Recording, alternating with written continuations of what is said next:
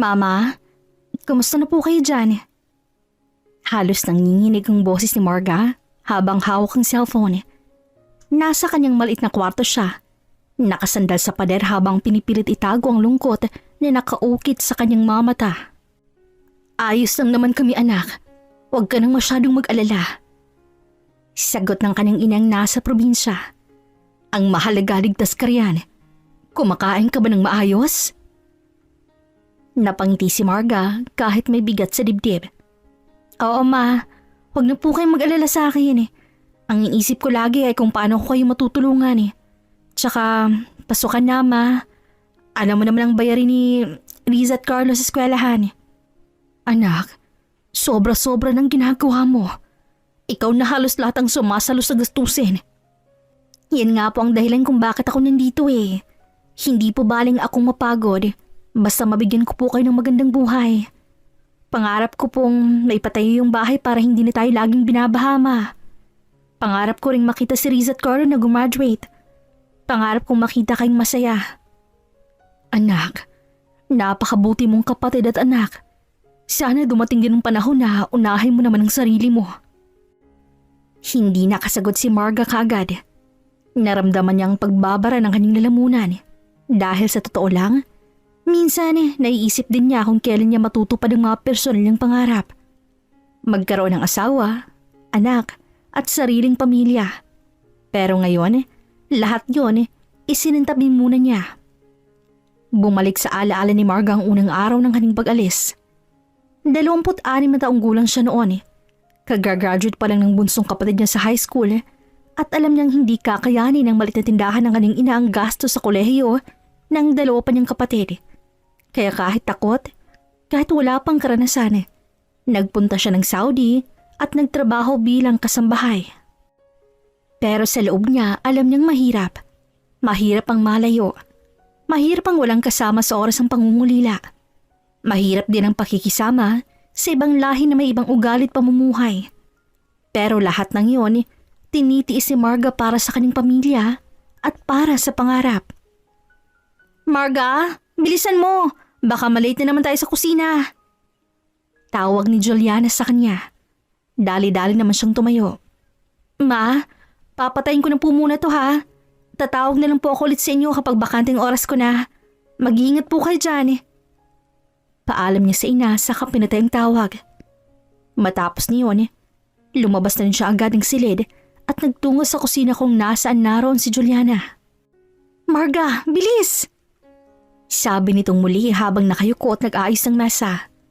Umuusok pang lilutong sabaw at nakalatag ng mga plato na gagamitin para sa almusal ng prinsesa, ang amo nila. Oo, wait lang. Mabilis na sagot ni Marga mula sa gilid ng kusina. Bit-bit ang tray ng tinapay. Pawisan na siya, ngunit may ngiti pa rin sa labi. Sa ilang buwan nilang magkasama sa iisang bahay, halos naging mag-best friend na sila ni Juliana. Magkasama silang nagtatrabaho mula madaling araw hanggang gabi. At madalas, sabay ding umiiyak tuwing sabay silang tinatamaan ng homesick. Si Juliana ang unang nakausap ni Marga nung una siyang dumating sa Riyadh. Siyang nagturo kung paano ang tamang kilos sa harap ng prinsesa at kung anong mga bawal at dapat iwasan. Naging sandalan niya ito kaya ramdam ni Marga ang utang na loob sa kanya. Uy, kumusta na pala yung kapatid mong si Riza? Nakapag-enroll na ba? Oo. Salamat talaga sa tulong mo dati ha. Kung hindi mo ako sinamahan sa magpadala ng pera sa remittance, baka na-late na ako. Pero ayun, nakapag-enroll na siya sa kolehiyo. Numiti si Juliana. Good for you. Buti ka pa. May purpose talaga kaya ka nandito. Ako kasi parang hindi ko na alam kung para saan pa. Ang hirap ng pamilya ko sa Pilipinas, pero parang walang pinagbago. Hinawakan ni Marga ang kamay nito saglit. Huwag kang mawala ng pag-asa, Jules. Pareho tayong lumalaban dito. Balang araw, makakauwi din tayo ng may dala para sa pamilya natin. Sa mga ganong usapan, lumalalim ang kanilang samahan. Kapag may libreng oras, sabay silang nagkakape sa maliit na sulok ng kusina. Nagkukwentuhan tungkol sa kanilang mga pamilya at pangarap. Ngunit unti-unti, napansin ni Juliana ang kakaibang trato kay Marga. Minsang abala sila sa paglilinis ng sala. Dumating si Prinsesa Nora. Maganda at matikas ang tindig nito. Nakasuot ng abaya na kumikisap sa mga hiyas. Tumigil silang dalawa at yumuko bilang paggalang. "Marga, you come." Tawag ng prinsesa habang tinuturo si Marga. Napatigil si Juliana, umaasang siya rin ang tatawagin. "Yes, madam." Pinagmasdan siya ng prinsesa sa ngumiti. "Good. Very clean. You did well yesterday in the kitchen. I like you. From now on, you help my son Khalil when he goes outside. Understand?" Nanlaki ang mata ni Marga. Hindi lahat ng katulong ay basta nalang pinagkakatiwalaan na sumama sa anak ng prinsesa, lalo pat sa mga mall o sa mga lakad sa labas. Isang malaking responsibilidad iyon, kaya agad siyang yumuko. "Yes, madam. Thank you po." Mula sa gilid, pinilit ngumiti ni Juliana, ngunit may bahid ng pait sa kanyang mga mata. Hindi niya alam kung bakit biglang si Margang napansin, gayong sabay naman silang naglilingkod. Simula noon, mas madalas ang si Margang tinatawag ng prinsesa. Kung may ipapagawa sa kusina, kadalasan ay sa kanya idinedirekta. Kung may errand na importante, siyang inuutusan. At higit sa lahat, siya ang pinapasama kay Khalil, ang nag-iisang anak na binata ng prinsesa. Isang hapon, nagulat si Juliana nang marinig ang tinig ng prinsesa mula sa hallway. "Marga, get ready. Khalil wants you to come with him. He will buy some things in the mall." Napatigil si Juliana sa pamamlansya. Si Marga na naman. Bulong niya sa sarili. Ngunit mabilis niyang tinago ang ngit-ngit sa mukha nang makitang masayang nag-ayos si Marga ng abaya at headscarf. "Jules, aalis daw muna kami saglit ni Sir Khalil. Babalik din kami agad. Ikaw munang bahala rito ha, okay lang ba?" Sige, ingat kayo." Ngunit sa loob-loob niya, unti-unti nang nabubuong inggit. Habang tumatagal, mas lalo pang tumitingkad ang pagkakaiba ng trato ng prinsesa sa kanilang dalawa. Si Marga, madalas mapupuri. "Good job, Marga. Very neat. I like the way you handle things. Marga, you come with me." Si Juliana naman, bihira nang mapansin. Kapag nagkakamali, siya pang natatamaan ng sermon. Isang gabi habang sabay silang naglalabas sa likod, nagsalita si Juliana. "Marga, napansin mo ba? Lahat ng papuri, sa'yo lagi napupunta." Napatingin si Marga na tila nagulat sa tono ng kaibigan. "Ha? Jules, hindi naman. Baka nagkakataon lang." "Nagkakataon? Halos araw-araw ikong pinupuri eh. Ikaw ang kasama ni Sir Khalil sa labas. Ako, dito lang, sa mga gawaing wala namang nakakapansin." Tumahimik si Marga, hindi niya alam ang isasagot. Totoo naman ang sinabi ni Juliana, pero kailanman ay hindi niya intensyong maagaw ang atensyon o pagkakatiwalaan ng prinsesa. Ginagawa lang niya ang trabaho niya ng buong puso. "Jules, alam mong hindi ko naman hinihingi lahat ng to. Ginagawa ko lang dapat. Pareho tayong nagsisikap, di ba? Baka iniisip mo lang." "Iniisip ko lang? O baka naman, totoo talaga na ikaw na ang paborito?" Nang hindi sumagot si Marga, ay doon na natawa si Juliana.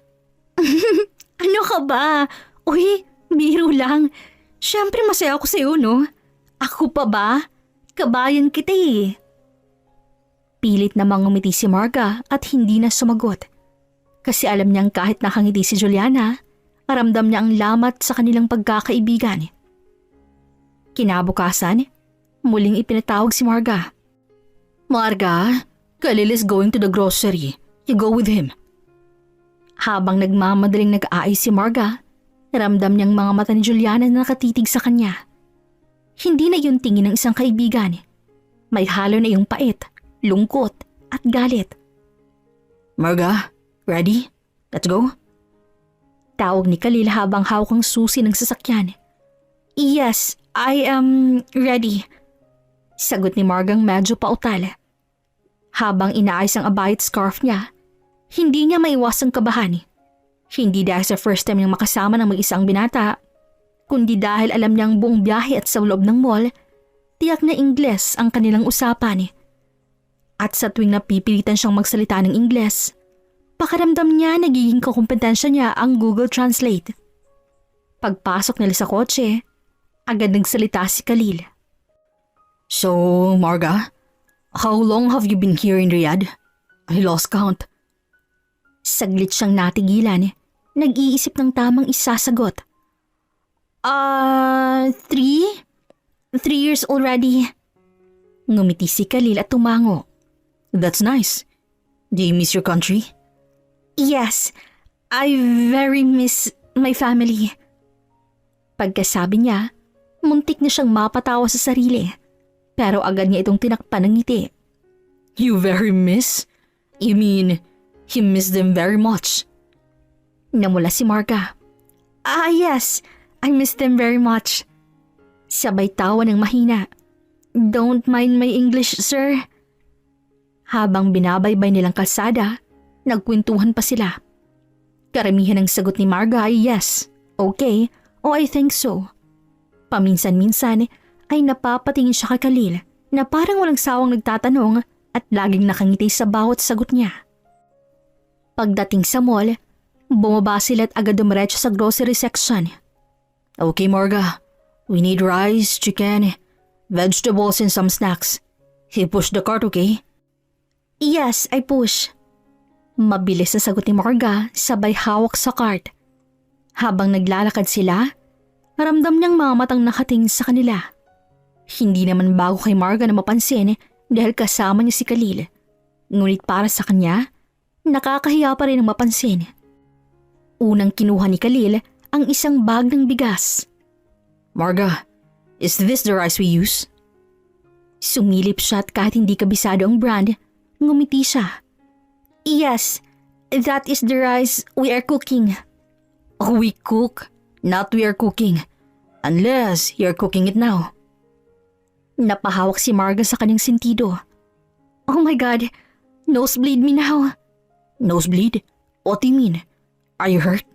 No. Nosebleed is Filipino style.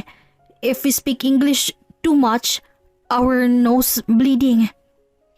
Saglit na natula si Khalil, tapos sabay ding natawa.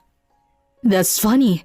So, if I speak to you in English, I make your nose bleed? Yes, very bleeding. Sa unang pagkakataon, naramdaman niyang parang hindi amo o anak ng prinsesang kausap niya, kundi isang normal na binatang nakikipagbiruan lang. Habang namimili sila, madalas si Margang kinakausap ni Khalil para ipakitang mga bibilhin. Marga, which vegetable do you like to cook? I like, eggplant. Eggplant, okay. So we buy eggplant. Minsan naman, pinapasi ni Khalil sa kanyang mga imported snacks. Do you like this one? Chips? Yes, I like, but no money. Don't worry, I'll pay. Napangiti si Marga, ngunit sa loob-loob niya, ramdam niyang pangamba. Hindi niya nais na isipin ng iba na siya nakikinabang sa kabaitan ng anak ng prinsesa. Pero sa simpleng paraan ng pakikipag-usap nito, natutunaw ang kanyang kaba. Pagkatapos nilang makumpletong listahan, dumiretso sila sa counter. Habang nakapila, nagtanong muli si Khalil. Marga, what is your dream after working here? Natigilan siya. Hindi niya inaasahan ang ganoong tanong. Dahan-dahan siyang sumagot kahit hirap mag-English. My dream? Build house for my mother and father. Send my sister, my brother, to finish study. And when finish, maybe I have family also. Tumango si Khalil na seryosong nakatingin sa kanya. That's a beautiful dream. You work hard, Marga. You are a strong woman. Namulang pisngi ni Marga at hindi alam kung paano tutugon. Thank you. You also, strong man. Nagkatinginan sila at sabay na natawa. Ay, buti pa tong taong to. Di na-judge ang grammar ko. Kung nasa Pilipinas ako, tiyak pinagtatawanan na ako. Natatawa niyang bulong sa kanyang sarili. Pag uwi nila sa palasyo, bit-bit ang mga grocery, napansin agad ni Juliana ang saya sa mukha ni Kali at Marga. Sa gilid ng kanyang mga mata, nakita niya ay nagtutulungan pa silang dalawa sa pagdadala ng mga bags. Thank you, Marga. You did great today. Sabi ni Khalil bago pumasok sa silid niya. Welcome. Sagot ni Marga nang nakangiti. Pero sa likod ng ngiting yun ay ramdam niya ang titig ni Juliana. At sa loob-loob niya, hindi niya alam kung paano ipapaliwanag na wala siyang ginagawang mali. Na wala siyang ibang nais kundi magtrabaho ng tahimik at abutin ang kanyang mga pangarap. Ay, amoy bawang na naman ako. Reklamo ni Juliana habang hinihiwa ang bawang sa maliit na chopping board. Nakasimangot siya pero mabilis din ang kilos ng kamay. Sanay na sa paulit-ulit na gawain yon. Si Marga naman, abala din sa paglalagay ng manok sa kawali. Nagtilamsikan pang mantika at muntik na siyang mapaatras. Aray! Careful, Marga! Okay lang, maliit lang naman. Sagot ni Marga sabay haplos sa braso. Kahit mainit ang mantika, pinilit niyang ngumiti. So, kumusta namang lakad yung dalawa ni Sir Khalil? Tanang ni Juliana, na bahagyang nakataas ang kilay habang hinihiwang sibuyas. Okay naman. Bumili lang kami ng mga kailangan. Hindi rin nagtagal. Ganun ba? Mukhang enjoy na enjoy ka nga ah. Halata sa mukha mo pagdating nyo kanina. Para kang, ewan, parang nanalo sa loto. Natigilan si Marga. Gusto niyang ipaliwanag na wala naman siyang ibang nadama kundi kaba at pagod. Pero baka lalo lang lumala ang sitwasyon. Jules, hindi naman ganoon. Trabaho lang yun. Sinamahan ko lang siya kasi sabi ni Madam, ako rong kasama niya. Hindi man ako pwedeng tumanggi kasi amo natin sila, di ba? Napangisi si Juliana, binaba ang kutsilyo at tumingin ng diretso kay Marga. Oo naman, wala naman akong sinasabing iba, di ba? Di ko rin sinabing tanggihan mo kasi if akong nasa sapatos mo, hindi rin ako makakatanggi, lalo na't nasa ibang bahin tayo. Pero as I've said, ikaw na laging pinupuri, ikaw na laging kasama. Ako, dito na lang lagi, tagaluto, tagaplansya, tagahugas. Jules. At isa pa, hindi mo ba napapansin? Simula nang dumating ka, unti-unti na ako nawawala sa mata ni Madam. Noon akong pinagkakatiwalaan. Ako ang laging tinatawag. Pero ngayon ikaw na lahat. At hindi lang si Madam ha, pati si Sir Khalil. Sa'yo na lahat ng atensyon. Umigting ang kaba sa dibdib ni Marga. Alam niyang may hinanakit ito sa kanya. Pero tulad ng sinabi niya, kung anong utos ng kanilang amo, hindi siya makatanggi. Jules, ginagawa ko lang trabaho ko. Alam mong wala akong intensyon na agawin ang lugar mo dito. May utang na loob nga ako sa'yo, di ba? At nagpapasalamat ako na naging kaibigan kita. Sana huwag mo nang masamain yun. Oo naman no. Sinabi ko naman sa'yo wala lang sa akin yun. Sinasabi ko lang naman kung anong nakikita ko. Pero wala akong issue doon. Swerte na lang talaga tayo. Kasi mababait ang amo natin. Pero hindi mo ba napapansin ang mga tingin ni Sir Khalil sa'yo? I mean, wala ka bang nahahalita? Nanlaki ang mata ni Marga. Ha? Ano bang sinasabi mo? Wala yun, Jules. Isa lang akong katulong. Alam kong lugar ko. Pero wala ka namang gusto sa kanya. Napalunok si Marga sa tanong niyang yun. Gusto niyang sabihin trabaho lang lahat at walang ibang kahulugan. Pero hindi rin kayang itanggi na noon pa man, humahanga na siya sa anak ng prinsesa. Wala. Trabahong pinunta ko dito. Hindi para makalikha ng love story. Okay, sabi mo yan ha? Ngiti ni Juliana. Habang nagluluto sila, ramdam ni Marga ang lamat na unti-unting lumalaki sa pagitan nila. Hindi na gaya ng dati na may halakhakan habang nagtatadtad ng gulay o sabay silang kumakanta ng makantang Pinoy habang naghuhugas ng plato. Ngayon, punong-puno ng katahimikan at sarkasmo ang bawat galaw at salita nila. Nang matapos na ang niluluto, iniligay ni Marga ang ulam sa serving dish. Habang ginagawa yon, tahimik namang nag-obserba si Juliana. Sa kanyang mamata, hindi lang si Marga ang isang kasamahan, kundi isang kaagaw. Isang banta sa lugar na pinaghirapan niyang itayo sa loob ng palasyo. Ilang araw pang lumipas. Happy birthday, Marga! Happy Marga! Sabay-sabay na sigaw ng pamilya niya mula sa kabilang linya nang sagutin niya ang video call. Napangiti si Marga habang pinupunasan ng kamay na basa pa ng sabon. Galing pa siya sa lababo matapos maghugas ng ilang plato sa kusina. Pero agad niyang pinulot ang cellphone nang marinig ang sunod-sunod na tawag. Hi ma! Hi pa! Hi mga kapatid ko! Marga, ayan oh, pansit para sa'yo. Uwi ka ng kanyang ama. Simple lang pero espesyal kasi birthday mo. Natawa siya habang pinupunasan ang mga mata na nagsimulang manggilid ng luha. Wow! Grabe ma pa! Naghanda pa talaga kayo. Sabi ko naman po sa inyo na wag na po kayong gumastos. Ay hindi pwede. Birthday mo ngayon. At kahit malayo ka, dapat maramdaman mong kasama ka pa rin namin. Tsaka ate, sabat ni Riza. Ikaw kayo nagpaparal sa amin. Ito lang simpleng pasasalamat namin. Naiiyak na napangiti si Marga. Sa tuwing naaalala niya kung bakit siya nagsusumikap sa desyerto ng Saudi, eto ang sagot. Para sa mga kapatid na nangarap at para sa mga magulang na gustong makitang umahaw ng kanilang pamilya. Salamat ha, ang saya ko talaga. Pero sa susunod, sabay-sabay tayong kakain ng pansit doon sa bagong bahay na ipapatayo natin. Yan ang pangarap natin, anak. Habang nakikipag-usap, pansin ni Marga ang kahit simpleng handaan lang yan sa bahay. Pansit, soft drinks, at maliit na cake na halatang binili pa ng kanyang mga kapatid mula sa bayan ay sapat ang magbigay ng labis na kaligayahan sa kanya. Dahil ramdam niya ang pagmamahal at sakripisyo ng kanyang pamilya. Anak, kumusta naman dyan? Mabait pa rin ba ang mga amo mo?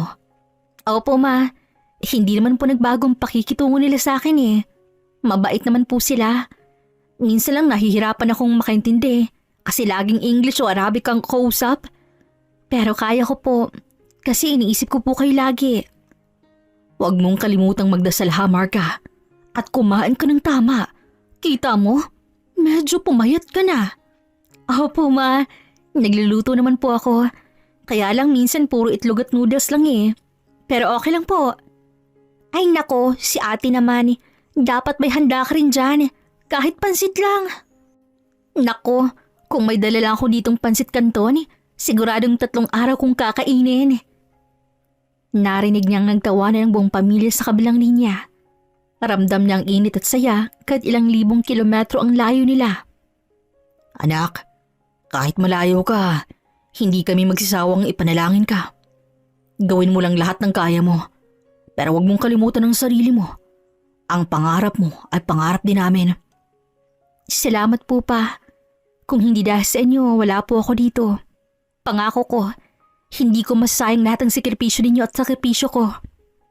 Anak, huwag mong kalimutan ang pangarap mo rin yan para sa sarili mo. Hindi yung puro kami lang. Napatigil si Marga.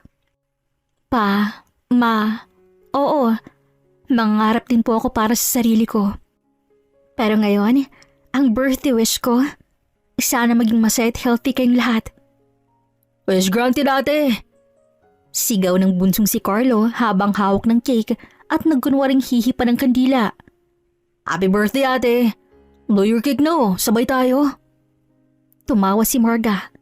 Pinikitang mata at marahang umihip sa harap ng screen. Sa isip niya, hiling lang niya yung makita ulit ang pamilya ng buo, masaya at hindi na nag-aalala sa kahirapan. Nagtawanan silang lahat matapos at halos 1 oras silang nagkwentuhan kung anong balita sa barangay, sa paaralan at kung paano tumabaraw ang aso nilang si Bantay. Kahit malayo, kahit sa video call lang, ramdam ni Marga na parang nasa bahay din siya. Happy birthday, ate! Sabay-sabay na sigaw ng kanyang mga kapatid. Pagkatapos ng tawag, binaba ni Marga ang telepono habang nananatiling nakangiti. ngunit bakas ang luha sa kanyang pisngi. Happy birthday, Marga. Mahina niyang bulong sa sarili. Sa puso niya, alam niyang hindi siya nag-iisa. Malayo man siya, pero ang pagmamahal ng kanyang pamilya ay sapat na para magpatuloy siya. At bago pa matapos ang araw, ganoon na lamang ang gulat niya nang makita si Khalil na may dalang malaking kahon. Si Prinsesa Nora naman ay may hawak na bouquet at isang maliit na paper bag. Surprise! Masiglang sabi ni Khalil na medyo malakas pang boses niya kaya napaigtad si Juliana na nasa sala. Happy birthday, Marga! Napatingin si Marga kay Juliana na mabilis namang ngumiti ng tipid at kunwari na tuwa rin. Pero sa loob-loob nito, tila pinipiga ang kanyang puso sa selos. We thought you deserved something special. Uwi ka ng prinsesa sa kalmadong tono habang inilalapag ang dala niyang bouquet sa lamesa. You have been working so hard for us. And Khalil told me, today's your birthday, right? Yes, madam. Mahinang boses ni Marga na hindi makapaniwala na mismong amo niyang bumati sa kanya. Thank you so much. Here. Sabay abot ni Khalil ng kahon. We bought some food. I know you miss your home, so we tried to look for something Filipino in the city. Not exactly the same, but I hope close enough. Parang sasabo ang dibdib ni Marga sa tuwa. Nang buksan niyang kahon, may mga pagkaing halatang mamahalin mula sa isang Filipino restaurant. May adobo, lumpia at pansit. Halos mapaluha siya. Madam, Sir Khalil, you didn't have to. This is too much. No, it's not too much. You deserve it, Marga. Everyone deserves to feel special on their birthday. Nagtama ang kanilang mga mata at doon nagsimulang mamula si Marga. Nagpalingalinga siya agad para takpan ng hiya habang si Juliana ay palihim na sumisim ng tubig para maibsan ang init na nararamdaman sa kanyang dibdib. Nilabas naman ni Prinsesa Nora ang cake mula sa paper bag. I wasn't sure what flavor you like, so I asked Khalil to choose. He said chocolate. Do you like chocolate? Yes, madam. I love it. Thank you so much. Proud of you. Good. Remember, we are grateful for your service, Marga. Always. Yes. Enjoy the night, birthday girl. At bago tuloy ang umalis, bahagyang yumuko si Khalil at bumulong kay Marga ng mahina. Save me a slice of that cake, okay? Sabay ngiti na parang nanunukso. Nakatulala lang si Marga hanggang sa may sarang pinto. Tila hindi pa rin siya makapaniwala sa nangyari. Paglingon niya, nandoon si Juliana. Nakatingin lang at tila sinusuri siya. Wow! Mukhang ikaw talagang favorite nila, Marga. Birthday cake and all. Bongga! Pinilit ngumiti ni Marga. Hindi ko rin inaasahan. Sobra talaga akong nagulat. Yeah, nagulat din ako. Very thoughtful sila, no? Hindi nilang umimik si Marga. Ramdam niya na naman kasi ang paninibugho sa tono ng kaibigan.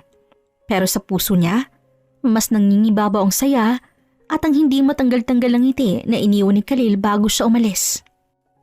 Simula nung araw na yon, sa bawat pagkakataong napapansin niya si Khalil na tila laging nakamasid, parang unti-unting kumakabog ang kanyang dibdib. Hindi niya alam kung imahinasyon lang niya o talagang may kakaibang pagtingin ang binata sa kanya.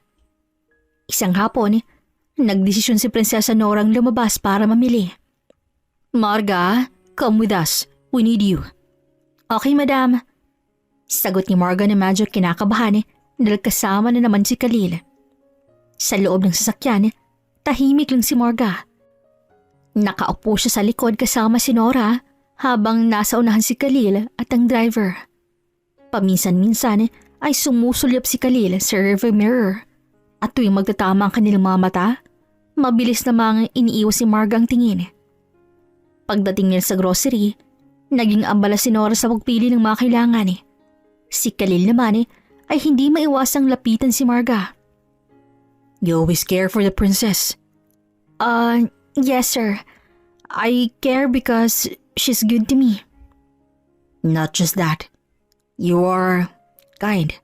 Very kind. Namula ang pisngi ni Marga. Agad siyang umiwas at kunwaring abala sa pag-aayos sa mga pinamili. Pero hindi doon natapos ang kakaibang lambing ni Khalil. Habang nagbabayad sa counter, sinadyang buhati ni Khalil ang mabigat na groceries. Kahit may ibang tauhan na pwedeng gumawa noon. Para bang gusto nitong ipakita kay Marga na kaya niyang maging maasikaso rin. Pagkatapos mag-grocery, imbis na umuwi agad, nagulat si Marga nang pumasok ang sasakyan sa rota patungo sa isang sikat na jewelry shop. Lumingon siya sa prinsesa na nagtataka, ngunit maging ito ay nakangiti lang. We'll just look for something. Come. Pagpasok nila, nanlaking mata ni Marga. Kumikinang ang iba't ibang alahas sa tila para lang sa mga dugong bughaw. Ramdam niya agad na wala siyang lugar sa ganong klaseng tindahan. Kaya mabilis siyang humakbang palapit kay Prinsesa Nora para magtago ng kaba. Pero isang babae ang agad lumapit kay Khalil. Sir, we have the new collection. Would you like to see? Yes, but this time for her.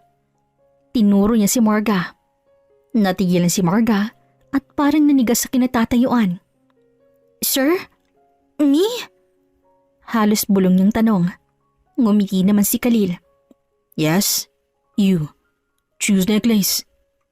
Lalong namula si Marga at nataranta. No sir, no money, no. Natawa si Nora at hinawakan ng balikat ni Marga. It's a gift. Don't refuse. Khalil is generous. Halos gusto nang matunan ni Marga sa hiya. Hindi niya alam kung paano yung tatanggihan ng maayos.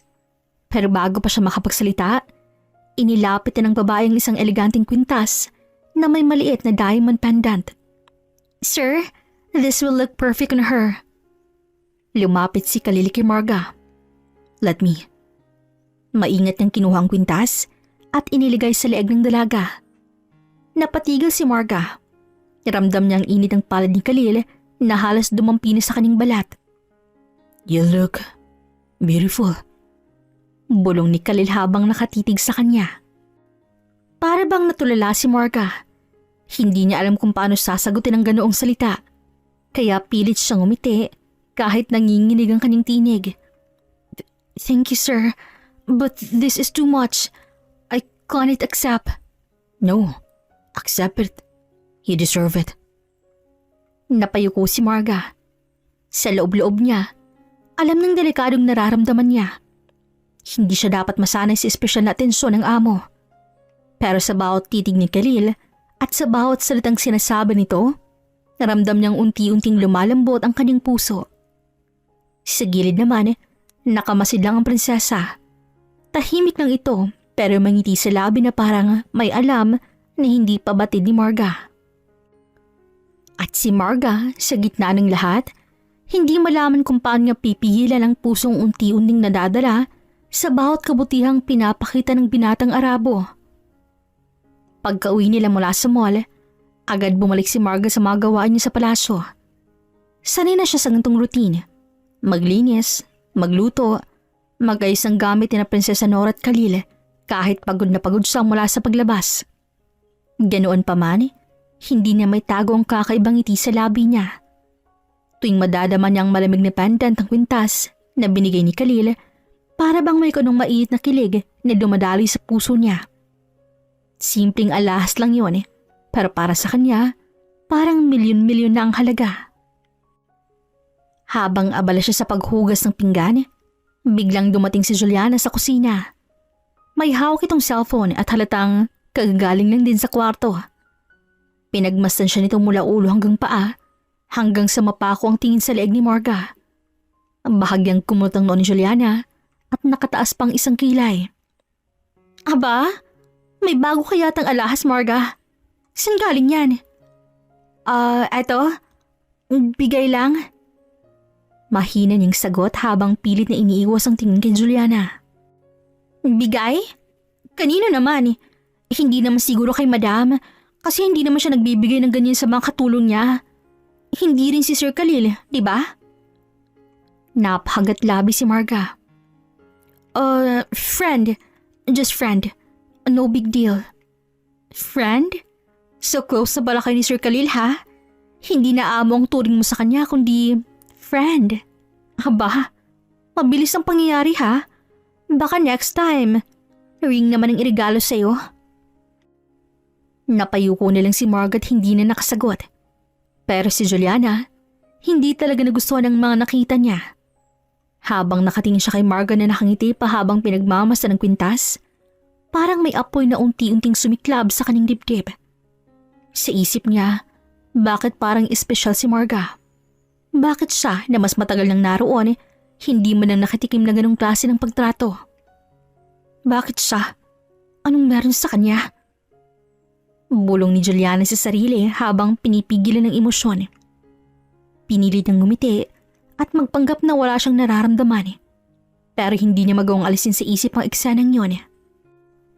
At mula roon, nagsimulang pumasok sa kanyang isip ang masamang plano.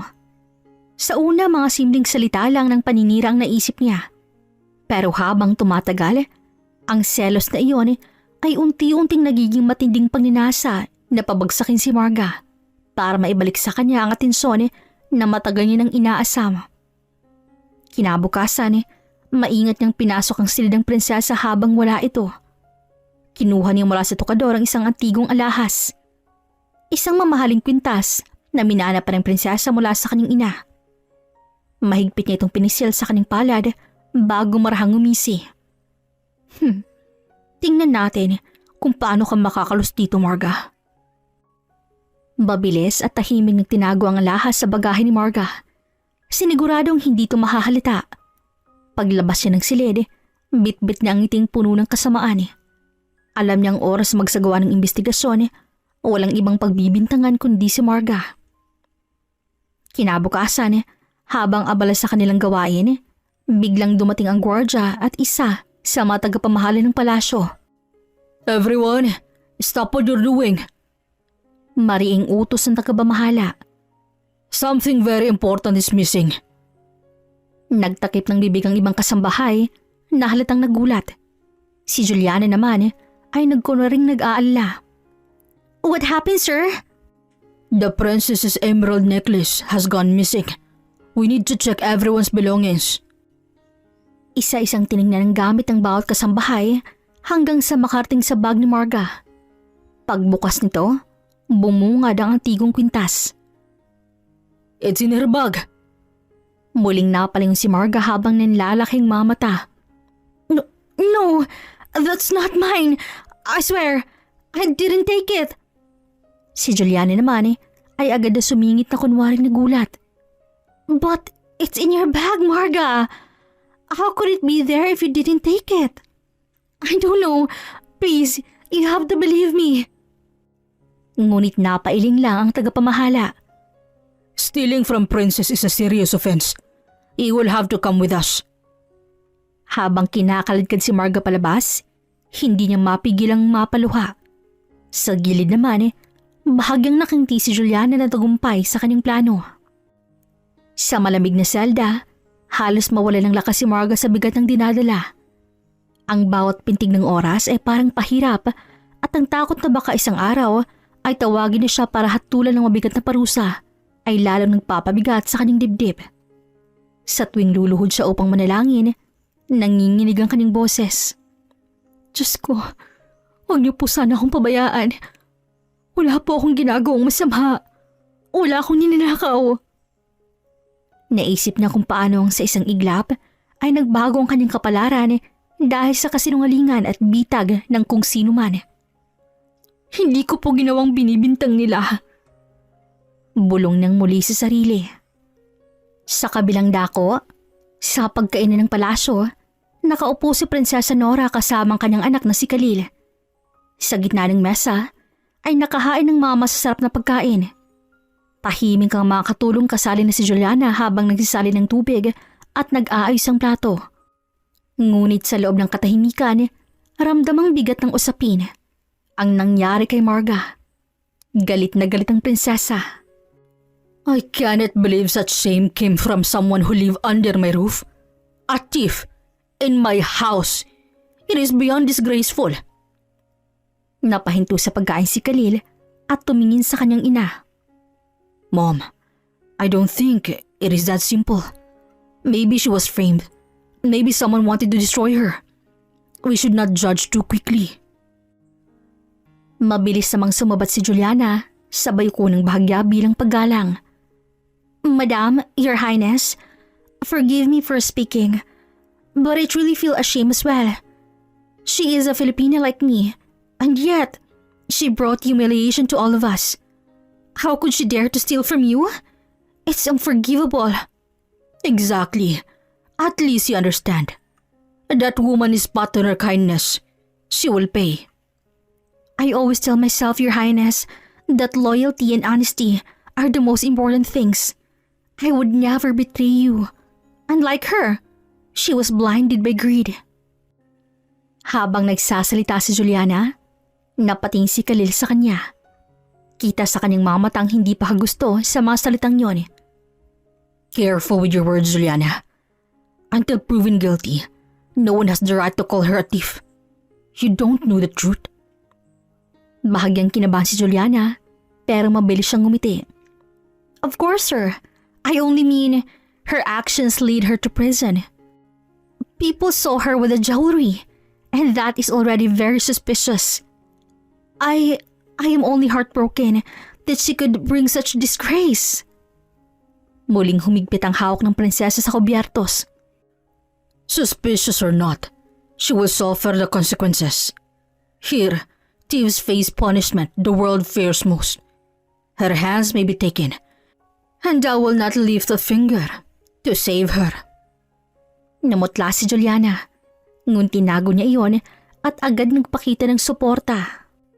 Yes, Your Highness, Madam, you're right. Justice must be served. People like her must learn their lesson. And forgive me for saying this, but I can't imagine how you must feel betrayed in your own home. Napailing si Khalil, kita ang ines sa kanyang muka. Why are you so eager to condemn her, Juliana? Shouldn't you, of all people, hope she's innocent? You are both from the same land. Umiling si Juliana, sabay hawak sa dibdib na para bang nasasaktan. That is why it hurts me more, Sir Khalil. Because she is from my land. Because she is my kabayan. And yet, she dared to stain her dignity. I cannot defend her. Tumitig ng matagal si Khalil kay Juliana bago siya muling tumingin sa kanyang ina. Mom, I know the law is harsh, but we must look deeper. What if she was set up? What if jealousy or hatred pushed someone to plant a jewel in her? You are too soft, Khalil. This world has no place for weakness. A crime has been committed. Punishment will be given. That is how order remains. Justice is not about punishment alone, Mom. It is about truth. And I believe Margaret deserves at least the chance to prove her innocence. Sandaling natahimik ang silid. Ramdam ang tensyon sa pagitan ng mag-ina. Si Juliana naman ay patuloy sa pagpapasipsip. Your Highness, forgive me, but perhaps mercy is dangerous. If you show weakness, others might follow her example. I only worry for your dignity of this household. Matalim ang tingin na binigay ni Khalil sa kanya. Mercy is not weakness, Juliana. It is strength. And you speak too much for someone who claims to be humble. I only speak out of loyalty, sir. Nothing more. Bumuntong hininga si Prinsesa Nora at muling tiningnan ng anak. Enough! The law will decide. If she is guilty, she will lose her hand. If she is innocent, then fate will show it. But until then, she remains a disgrace to me. Habang nagpatuloy ang hapunan, tahimik na ang lahat ng katulong. Takot na makisawsaw sa diskusyon. Ngunit sa kabila niyon, hindi pa rin kumbinsido si Khalil na makasalanan nga si Marga. I need to prove the truth. Because if there's one thing I'm certain of, it's that Marga is innocent. She is not the thief. Bago siya tuluyang umalis ng hapagkainan, Muling bumalik sa isip niya ang nakita ilang araw bago na walang alahas. Si Juliana, nagmamadaling lumabas mula sa kwarto ng kanyang ina. Noon hindi niya pinansin dahil baka naglilinis lang. Pero ngayon, tila nagkakaroon na ng saysayang lahat. Sa kanyang isipan, isang ideyang unti-unting lumitaw. Ang maliit na CCTV camera na palihim niyang pinakabit noon sa hallway na hindi man ang alam ng kanyang ina o kahit ng makatulong.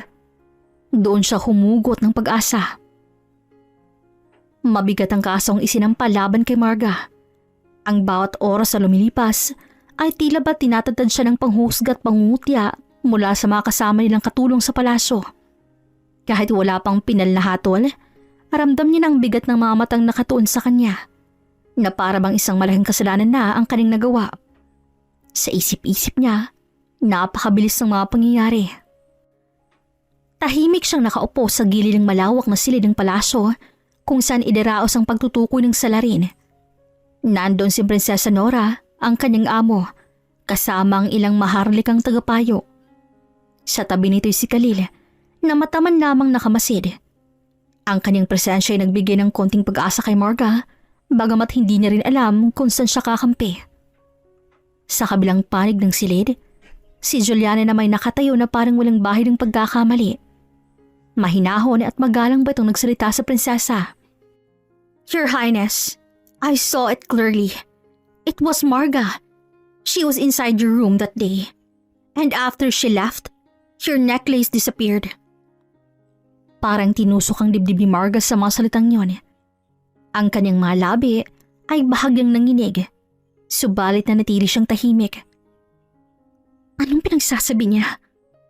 Sa isip niya habang nakatingin kay Juliana. Sa kanyang pagkakaupo, naramdaman niyang unti-unting bumibigat ang kanyang hininga. Ang bawat salitang lumalabas sa bibig ni Juliana ay parang sibat na tinutusok sa kanyang pagkatao. Ngunit bago pa man siya tuluyang lamunin ng takot, narinig niya ang tinig ni Khalil. That is not true. Nagulat ang lahat. Pati ang prinsesa ay napating sa anak na tila hindi inaasahan ang pagsingit nito. What do you mean, Khalil? I saw her, Mom. But it wasn't Marga. It was Juliana, who rushed out of your chamber the day your necklace went missing. Sagot ng binata sabay tingin kay Juliana na bahagyang napaatras. Namilog ang mamata ng prinsesa. Are you certain of what you're saying? Yes. I saw her with my own eyes. And more than that, we have proof. Napalunok si Juliana habang tahimik na tinuro ni Khalil ang isa sa mga tagapaglingkod na hawak ng isang maliit na aparato. Ipinakita sa malaking screen ang kuha mula sa CCTV na hindi alam ng karamihan ay nakakabit pala sa mismong pasilyo ng silid ng prinsesa. Doon, malinaw na nahagip si Juliana na nagmamadaling lumabas. Hawak ang isang bagay sa kamay bago pa man madiskubre ang pagkawala ng alahas. Napakuyom ng kamao si Marga sa kanyang kandungan. Ang lahat ng bigat na kanina'y parang nakadagan sa kanyang dibdib ay unti-unting nabawasan habang nakikita ang mga titig ng lahat na biglang nagbago. No, hindi. Nagtaas ng kamay ang prinsesa. Enough! You lied in front of me. You accused Marga falsely. Do you realize the weight of what you've done? I was only... Silence! Napatungo si Juliana, hindi makatingin kanino man. Sa mga oras na yon, wala na siyang maitatanggi. Ang CCTV na ebidensya at mismong salaysay ni Khalil ay higit pa sa sapat para patunayan ang kanyang kasinungalingan. Samantala si Marga naman na natiling nakaupo, hindi makapaniwala sa kanyang narinig. Sa wakas, merong nandigan para sa kanya. At hindi lang basta kung sino, kundi ang mismong anak ng prinsesa. You have to understand, Mom. Marga would never do such a thing. I knew her well. She even refused to accept a necklace I once gave her. Unless I insisted. How can a woman like her steal from you? Parang biglang nag-init ng pisngi ni Marga sa sinabi ni Khalil. Hindi niya inasahan na babanggitin nito ang bagay na yon sa harap ng lahat. Ngunit sa loob-loob niya, Daman niyang katotohanan ng sinasabi ng binata. Ni minsan hindi sumagay sa isip niyang magnakaw. Mabigat ang katahimikang bumalot sa silid matapos ang lahat. Ngunit para kay Marga, ayun ang katahimikang nagbibigay ng ginhawa. Marga, I am deeply sorry. You were falsely accused. I shall see to it that justice is served. Hindi agad nakapagsalita si Marga.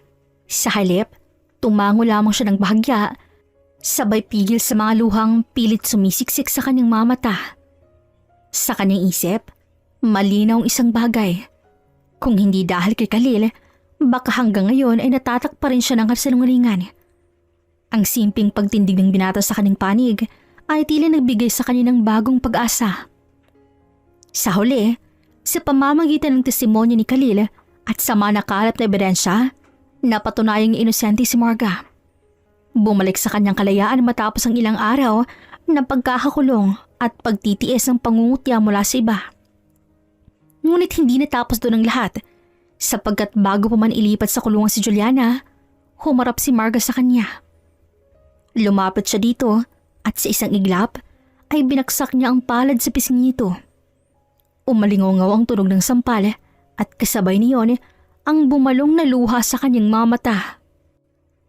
Tama nga ang sinabi nila. Kapwa mo Pilipino ang sangkihila sa ibababa. Juliana, anong nagawa ko sa iyo ha? Ano bang kasalanan ko at ganyan mo ko nilapastangan? Hindi agad sumagot si Juliana. Napapikit siya sa hapde ng kanyang pisngi bago gumisi ng mapait. Kasalanan mo?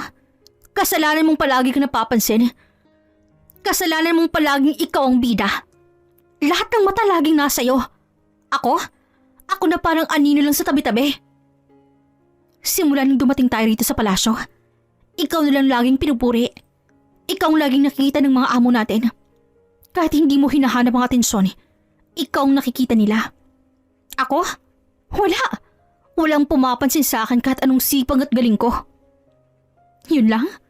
Dahil napapansin ako? Juliana, wala akong ibang ginusto kundi magtrabaho ng tahimik.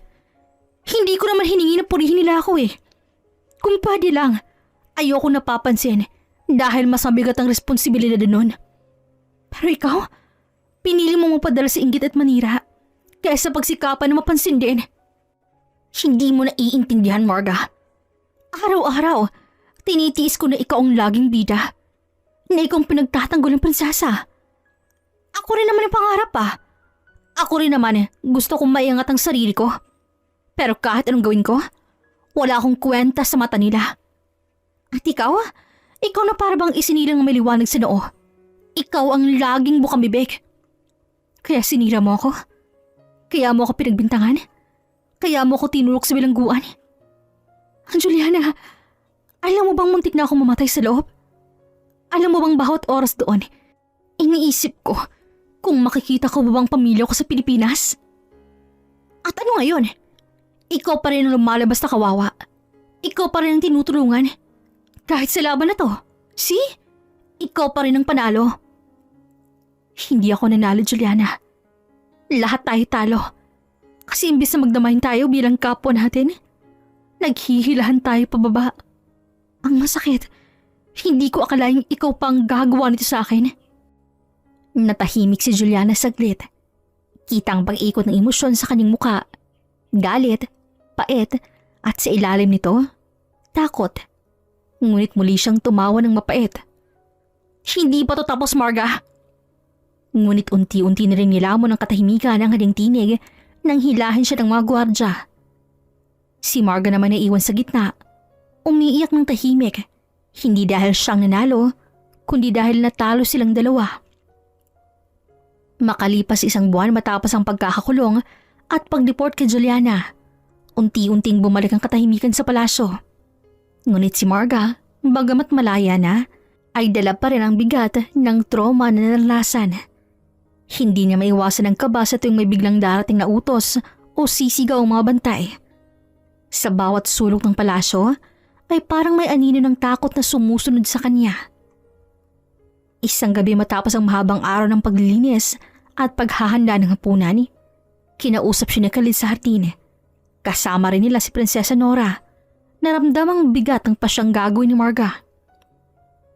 I want to go home. Philippines. I cannot stay here. I'm always afraid. No peace. Not happy. Marga, please don't say that. You have been through a lot, yes. But running away won't heal you. Here, you're safe now. I can protect you. No. My heart always... takot. I can't sleep. While at work, I cry inside. Marga, you don't have to decide so quickly. You are part of our home now. We care for you. Why leave when you finally have justice? Because justice, not give peace.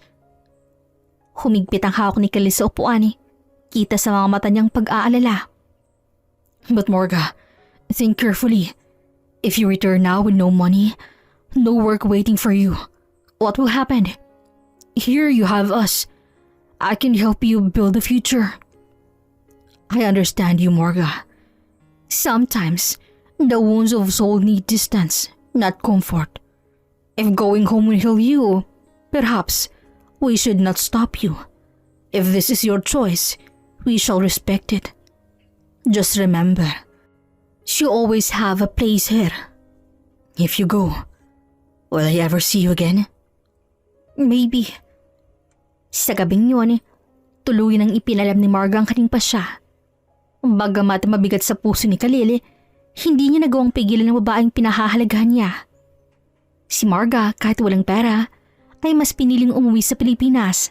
Dala ang tanging sandatang meron siya. Ang lakas ng loob at ang pag-asang muling magsisimula. Hanggang sa dumating din ang araw ng pag-uwi ni Marga. 2 linggo matapos ang lahat ng gulo, nakatayo siya ngayon sa loob ng paliparan. Bit-bit ang malit na maleta na siyang tanging pagmamayari niyang iuwi. Are you really sure about this, Marga? Yes, Khalil. I need to go home. My family, they need me. And I'm tired here. Wala na rin akong lakas ng loob para magstay. Ang dami kong pinagdaanan. I understand. I don't say this easily, but I love you. Nag-init ang mata ni Marga. Pilit na pinipigilan ang pag-iyak. Naalala niya ang mga sandaling kasama ni si Khalil, kung paanong hindi siya nito iniwan nung halos gumuho ang buhay niya, at kung paanong pinaramdam nito na may halaga siya kahit pakiramdam niyang wala na. Khalil, you're so kind to me. You make me feel special. But our world is different.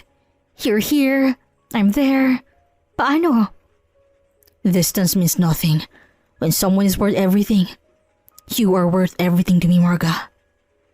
Parang nabingi si Marga sa sinabi niya. Unti-unti niyang iniangat ang kanyang paningin kay Khalil. Gulat at nanginginig ang labi. Khalil, don't say that. Don't make it harder for me to leave. It's not to make it harder. It's to make it real. You need to know what's in my heart before you go. Pero paano kung hindi na tayo magkita? Then at least, you leave knowing someone here truly cares for you. And if fate is kind, we will see each other again. Hindi na nakapagsalita si Marga. Yumakap na lamang siya ng mahigpit kay Khalil. At nang tawagin ang kanyang flight, unti-unti nang binitawan si Khalil. Bagaman ang mga kamay nila ay ayaw pa rin paghiwalay. Habang naglalakad siya, dalang bigat at saya ng lahat ng nangyari. Alam niyang hindi na siyang dating Marga na natakot at nasaktan. At kahit wala siyang dalang pera pa uwi, may dala naman siyang alaala ng pagmamahal at pag-asang minsan sa isang banyagang lupain, may lalaki nagpaalala sa kanya na espesyal siya. Sa wakas, narating na rin ni Marga ang bansang matagal niya nang gustong balikan, ang sariling bayan. Pagbaba pa lamang ng eroplano ay ramdam na ramdam ng init ng Pilipinas.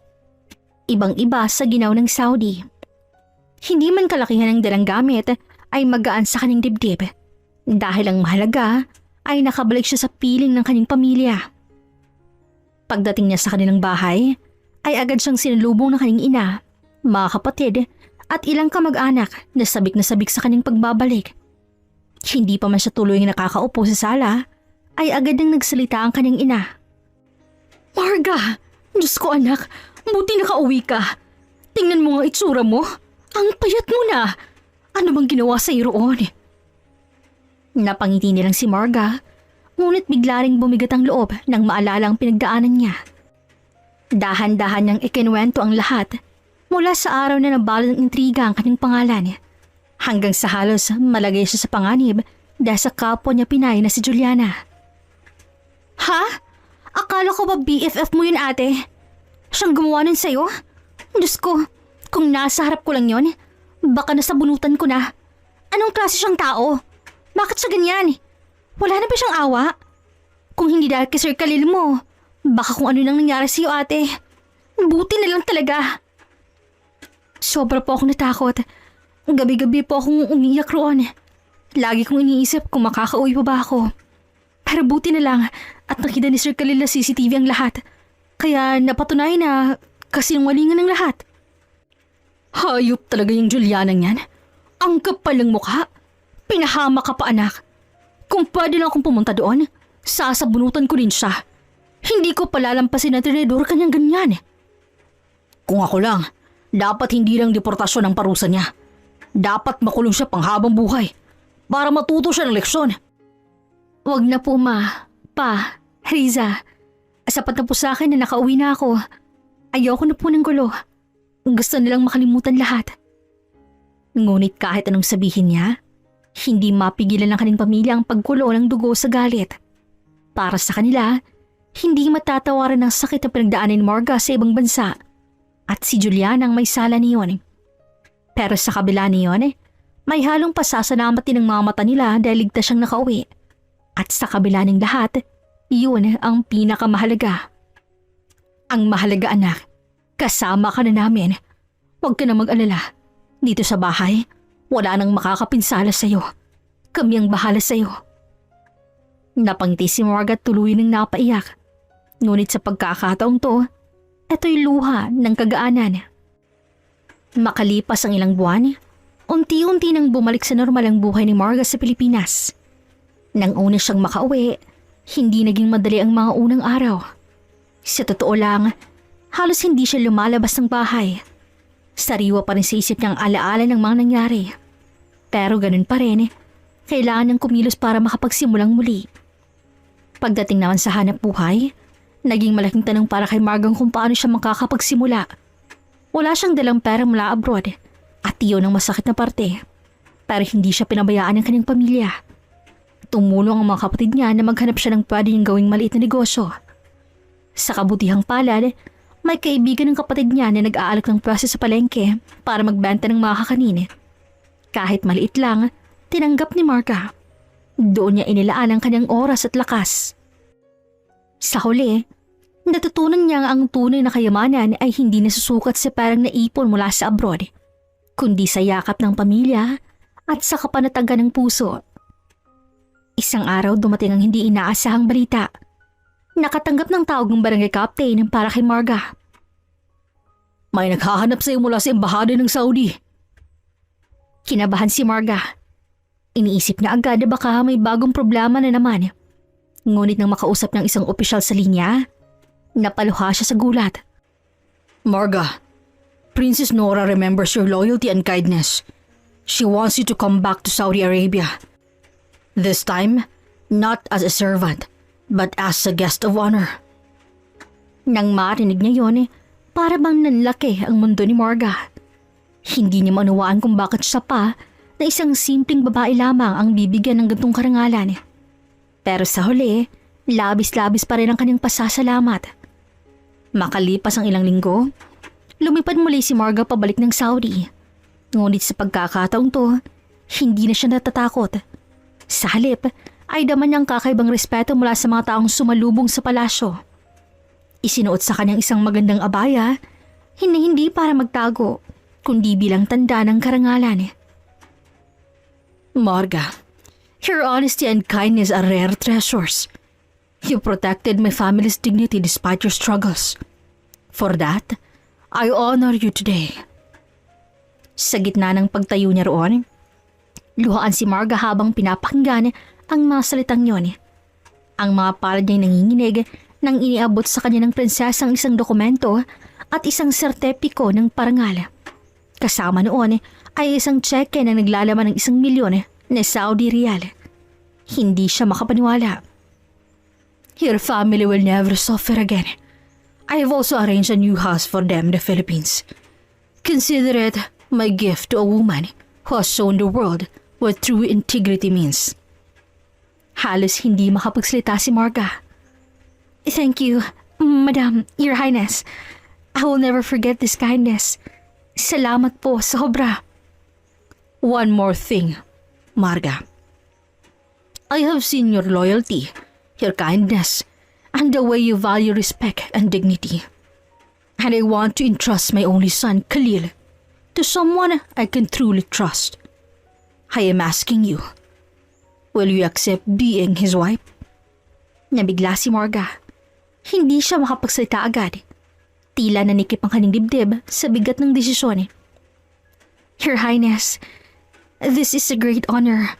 But if I am to accept, I have one condition.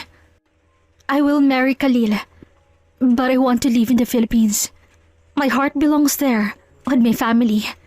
I want a simple life, not in a palace, but in a home filled with love. Natahimik ang lahat. Ngunit bago pa man siya kabahan, marahan nang ngumiti si Khalil na kanya pa nakikinig sa kanilang usapan. Lumapit siya kay Marga at marahang hinawakan ng kamay nito. Marga, I have loved you from the moment I saw your strength and your kindness. I don't care where we live, as long as I am with you. If your condition is to live in the Philippines, then I will gladly leave everything behind. You are my home. Namula ang mga mata ni Marga at hindi niya napigilang maluha sa narinig. Ang anak ng prinsesa ang lumaki sa karangyaan at nakasanayan ng marangyang buhay, handang talikuran ng lahat para lamang sa kanya. Ngumiti rin si Prinsesa Nora. Then it is settled. He will be his wife and you will have my blessing. Whether in the palace or in the Philippines, he will always be my daughter. Sa pag-uwi nila sa Pilipinas, hindi naging mahirap para kay Khalil ang iwan ng karangyaan.